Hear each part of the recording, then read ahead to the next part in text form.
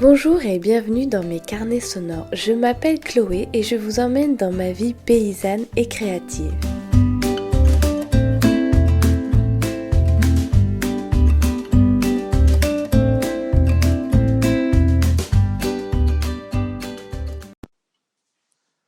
Bonjour Chloé, moi je m'appelle Federica, j'habite en Auvergne, non loin du Puy-de-Dôme. J'adore écouter tes carnets sonores qui m'emmènent en voyage pas si loin de chez moi finalement. Grâce à toi ou à cause de toi, j'ai adopté 3 poules l'été dernier qui se portent à merveille. C'est un vrai plaisir de les voir évoluer dans le jardin. Et puis là, actuellement, avec les giboulées, ou en tout cas entre 2 giboulées, on a réussi à mettre en place notre grand carré potager. Euh, et maintenant, il me reste à dessiner mes plans et mes envies de graines et de légumes. Merci beaucoup pour tes partages. J'espère très vite t'entendre pour de nouvelles aventures.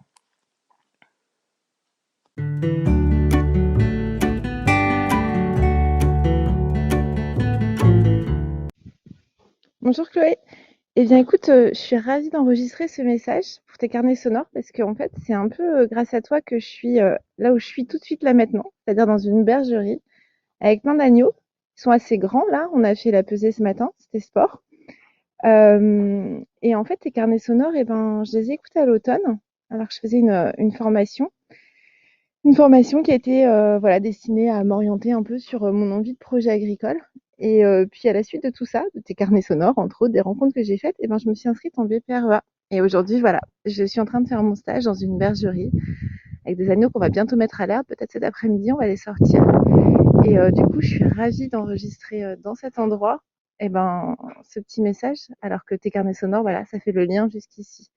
Je sais pas si on les entend, ils sont tout calmes. On les a bien brassés ce matin.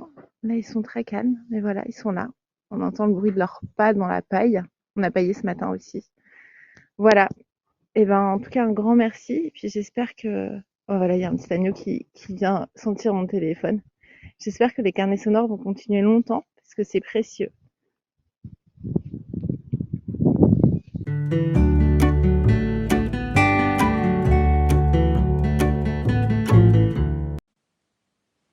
Bonjour Chloé, je m'appelle Violaine. Je laisse ce petit message pour te remercier de tous les carnets sonores que tu nous proposes. J'ai été découverte l'année dernière et j'apprécie énormément ces petites balades dans la campagne et ces visites un peu virtuelles avec toi, avec les poules, les brebis, l'artisanat, etc. C'est un vrai délice. Voilà, donc je te remercie encore et j'espère qu'il y en aura encore plein d'autres. Très bonne journée, au revoir.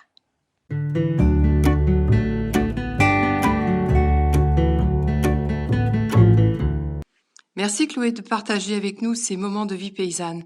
Tes activités créatives nous inspirent et c'est toujours un moment serein et agréable que de t'écouter. C'est une pause bien agréable, hâte de t'entendre à nouveau. C'est trop chouette.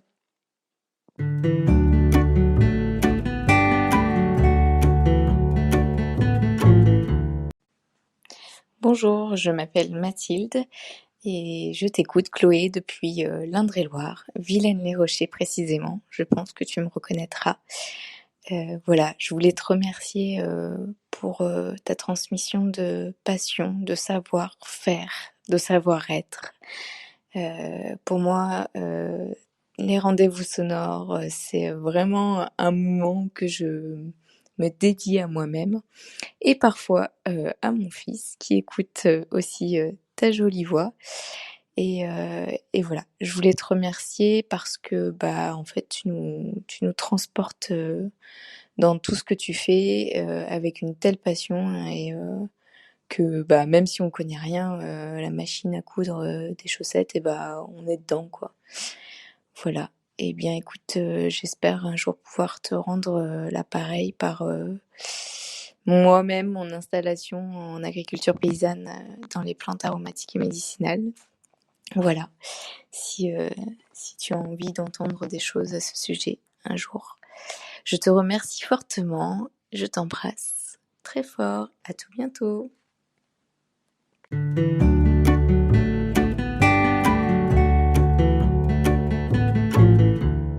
Alors là, on vient d'emmener les brebis et les agneaux au champ. Et c'est un grand jour parce qu'ils vont rester dehors tout le temps maintenant. On a laissé les mères les plus faibles et les agneaux les plus faibles au tunnel. Et voilà, ceux-là, ils vont pâturer tout le temps. Et il fait un grand ciel bleu.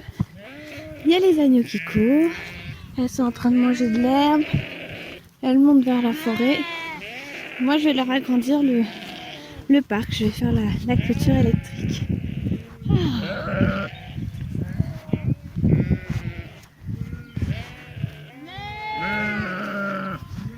Donc là, elles appellent leurs agneaux parce que dans le déplacement, il y en a qui perdent leurs agneaux.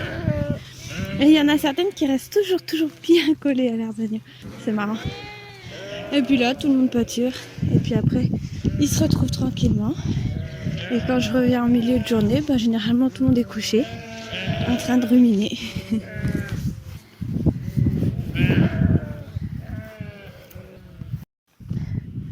Alors la première chose qu'elles font, c'est d'aller à la mare, de passer dans le petit alvègue, et puis après elles vont le remonter. Et il y a un héron qui vient de s'envoler de la mare. En fait, en ce moment, elles cherchent beaucoup le lierre parce qu'elles sont parasitées avec la petite douve. Et elles ont une connaissance, je sais pas comment dire, empirique de ce qu'il leur faut. Et du coup, là, elles ont besoin de manger du lierre. Donc c'est une parcelle où il y a quand même pas mal de bois.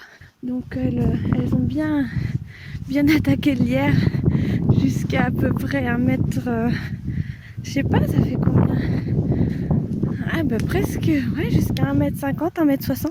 Il n'y a plus de feuilles de lierre. C'est marrant, on va se retrouver au bout. Je vais leur ouvrir la clôture pour qu'elles aient accès à l'autre champ. Et il y a un autre petit bosquet où il y a du lierre. Donc elles devraient être contentes.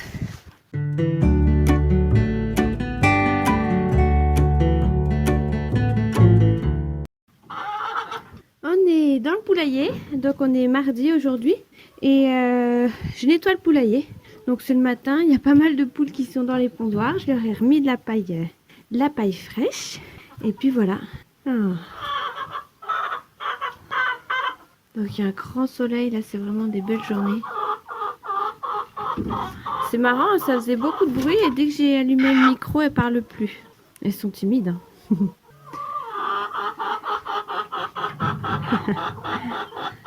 Donc on a pas mal d'œufs en ce moment, on est à 50 par jour. Donc ça c'est chouette, c'est parti. Oula. Bon allez, je vais vider ma brouette de fumée.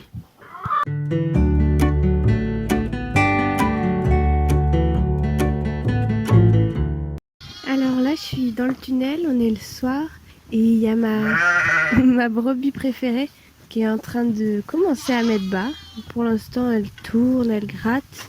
Elle appelle déjà ses petits, mais elle n'a pas encore mis bas. Je suis en train de donner le foin. Tout le monde est en train de manger. Il y a les petits agneaux qui commencent à former des petites troupes pour s'endormir. Et puis voilà. Et je crois bien qu'il y a une Hampshire aussi qui va faire. Voilà. Donc là, on en est à 123 agneaux, je crois. 124. Et il y a une centaine de mères, donc il reste une vingtaine de brebis à faire. Et puis voilà. Pour l'instant ça se passe bien, il y a une petite double qui je pense va pas très bien parce que sa maman a pas assez de lait, enfin elle a du lait mais elle a une mamite à un quartier. Du coup elle s'en occupe très bien mais il n'y a pas assez de lait. Cette année j'avais décidé également de ne pas faire de biberon. Et puis j'ai craqué. Donc il y en a un au biberon, vraiment sérieusement. Un autre qui j'ai commencé à le biberonner. En fait c'est un très bon voleur, donc il vient plus au biberon. Et puis là il y a cette petite crevette double, mais je vais pas la biberonner. Je pense que c'est pas la peine. Voilà donc pour les nouvelles de la bergerie. Et il me reste encore quelques brebis à faire, dont dont une très jolie avec un petit nez noir. Donc on va voir ce qu'elle va nous faire.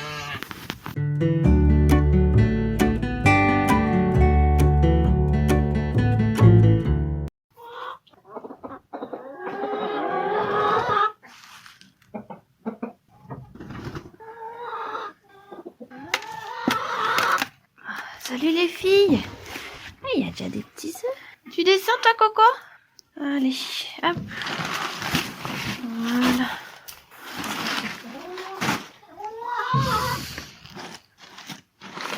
Là, vous avez tout sali là. Allez.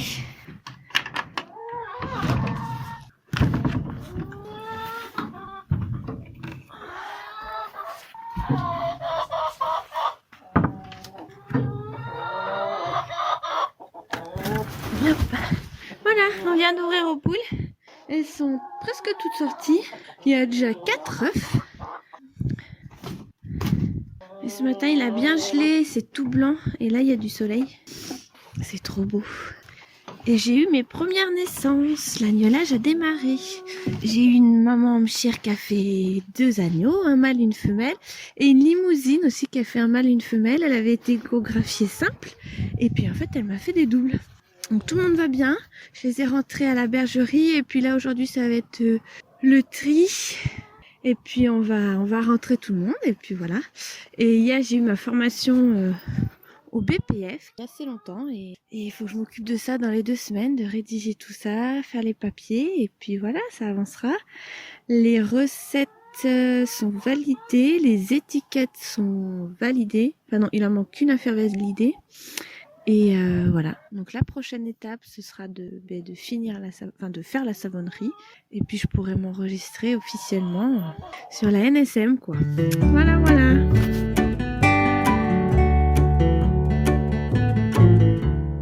Je viens d'emmener un petit lot de brebis dans un champ qu'on appelle les vignes. Alors il n'y a pas du tout de vignes, c'est un petit champ qui était enclavé dans une forêt et là il y a une coupe donc il est un peu plus à découvert, un peu plus au soleil, mais bon, il y a quand même des beaux arbres. Il y a de l'herbe bien verte, bien haute, donc ça fait plaisir de voir les brebis dedans. Donc c'est mon petit lot de brebis ou faibles, ou elles sont faibles, ou les agneaux sont faibles.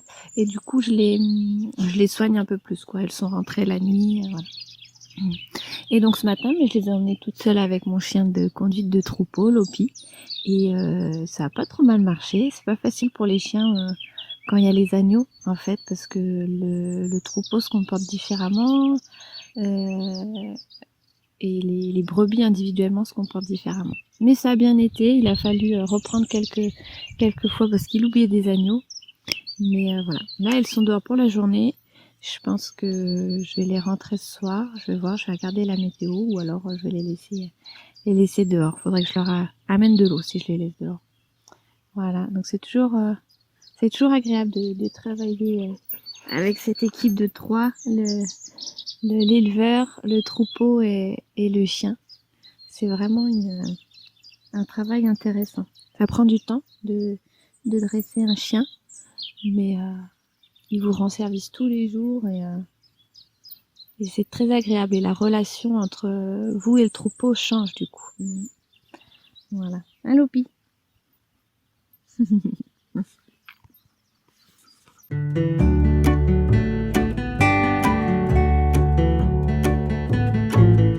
On est allé faire une petite balade en famille cet après-midi dans un lieu qui n'est pas très loin, qui est à un quart d'heure, 20 minutes de là où on habite, mais où j'avais jamais été. Ça s'appelle les Landes de la Butte de Frochet. Et c'est un paysage très très particulier parce que c'est sur le haut d'une colline en fait, et c'est des pierres très rares. C'est vraiment c'est un filon de quartz en fait, et ça fait des rochers très découpés, très blancs. Il y a beaucoup de bruyères, beaucoup de calunes également, des mousses, des fougères. Enfin, c'est magnifique. Et en fait, c'est un des plus grands affleurements de quartz de la région. Et c'est des chaos de blocs en fait, et quand on arrive en haut du chemin, tout en haut, on a une très très belle vue sur la Charente-Limousine. Et en fait on est sur une crête, et la crête en fait c'est une lande sèche à plusieurs stades de développement. à cet endroit, en fait, c'est la limite physique entre le Limousin et la Charente. Donc les Landes de la butte de Froché marquent l'extension occidentale d'un vaste réseau de landes qui s'étend le long du filon de quartz jusqu'au sud des monts de Blon. Et avant, il y avait pas mal d'activités humaines, notamment de pâturage, de fauche et également de l'extraction de quartz. Et aujourd'hui, tout ça s'est arrêté. Et c'est un site qui est géré par le Conservatoire des espaces naturels du Limousin. Ils ont à peu près 30 hectares. Ils gèrent ce site. Donc les premières traces d'occupation de l'homme, ça remonte au néolithique. La lande était utilisée pour faire pâturer les moutons. Il y a également des traces de mise en culture dans les périodes où il y avait une forte démographie. Et ensuite, ça retournait très rapidement à la lande et puis aux pâtures de moutons. Parce que c'est quand même un lieu... c'est une crête déjà, donc c'est assez vanté, il y a peu de sol. Et puis petit à petit, même le pâturage s'est arrêté au début du XXe siècle. Apparemment, il y a eu des tentatives de boisement qui ont été essayées entre 1930 et 1970, mais il y a eu pas mal d'incendies qui ont arrêté en fait ces expériences. Donc au début des années 1990 apparemment, il y avait un projet de carrière de quartz. Et donc les gens, enfin il y avait une extraction du quartz, mais de manière artisanale, mais pas plus que ça quoi. Et là c'était vraiment à grosse échelle quoi. Et donc c'est en 93 que le Seine-Limousin a signé une première convention, et c'est sur la commune de Bussière-Beaufy. Et en fait c'était pour maintenir cette butte et les landes qu'il y a dessus. Donc aujourd'hui, je crois que la quasi-totalité de cette petite région est gérée par le Seine-Limousin. Et il y a pas mal de légendes, notamment la légende de la mandragore, qui est liée à ce contexte paysager et géologique. Donc ce qui en fait un site assez remarquable, c'est d'abord sa géologie en fait, parce que c'est vraiment des chaos de blocs de quartz, des pierres très blanches, très jolies. Et c'est au niveau de la végétation, c'est des landes sèches d'influence atlantique. Donc c'est assez riche. Donc c'est une flore typique des Landes. Comme je vous disais, il y a des fougères, il y a des calunes, il y a des bruyères, il y a des mousses. Et en fait, les Landes sont quand même des milieux où les contraintes écologiques sont assez difficiles, et donc les végétaux ils peinent à se développer. Les arbres sont petits, on voit qu'ils sont vieux mais ils sont pas très gros et pas très hauts, et c'est pas de l'herbe verdoyante, c'est assez sec. Il y a pas mal d'oiseaux qui ont été observés sur ce site, le busard Saint-Martin, l'angoule vent d'Europe, enfin voilà. Et en fait c'est un site assez remarquable, parce que c'est vraiment ça fait un petit peu forêt enchantée quoi. Et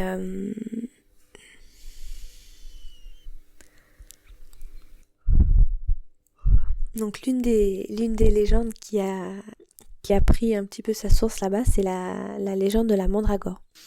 Donc il y a fort longtemps, à une époque où les légendes mêlées de réalité, de peur et de superstition, vivait une bête maléfique nommée la mandragore. Avec sa tête d'homme, son corps de lion et sa queue de serpent terminée par un dard acéré, la mandragore semait la terreur dans les campagnes et villages environnants, dévorant sur son passage les jeunes filles qui la croisaient. Le Seigneur se décida à agir et arriva à conclure un pacte avec elle. Chaque année, une jeune fille lui serait offerte en offrande, en échange de quoi la mandragore devait rester dans sa tanière sur la butte de Froché. Mais la première fille qui devait être donnée en sacrifice avait un charmant fiancé bien décidé à ne pas laisser sa bien-aimée dévorée par cette atroce créature. Enfourchant sa monture, il s'élança en direction de la butte et embrocha mortellement la mandragore de sa lance. Cette dernière, agonisante, s'enfuit et mourut quelque temps plus tard en se noyant dans un étang. En vous promenant sur la butte, vous découvrirez peut-être la tanière de la créature. Donc c'est assez rigolo quoi comme légende je trouve. Et c'est vraiment quand vous marchez en fait vous montez par un petit sentier et puis après vous arrivez sur cette butte et c'est très vraiment c'est dépaysant, il y a des pins. Si vous allez voir vous tapez comment butte de Frochet en fait c'est il y a des photos magnifiques quoi avec les chaos rocheux j'essaierai d'en mettre une oh c'est magnifique. Voilà, c'était notre petite balade du week-end.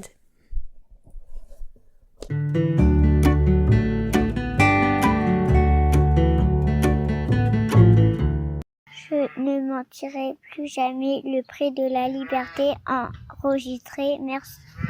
Maman, j'ai envie que tu m'enregistres. C'est quoi? Merci, je vous incroyable. On a fait des bons travails. Merci, on va à l'école demain. Bonjour, bonjour, bonjour. On est au brebis. Maman essaye de faire téter un agneau. Tu fais quoi?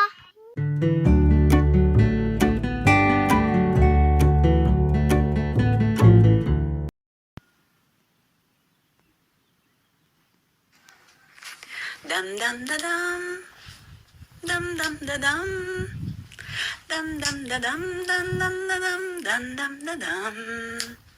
Le temps est beau, le ciel est bleu. J'ai des amis qui sont aussi mes amoureux. Dam da dam, bisous Chloé.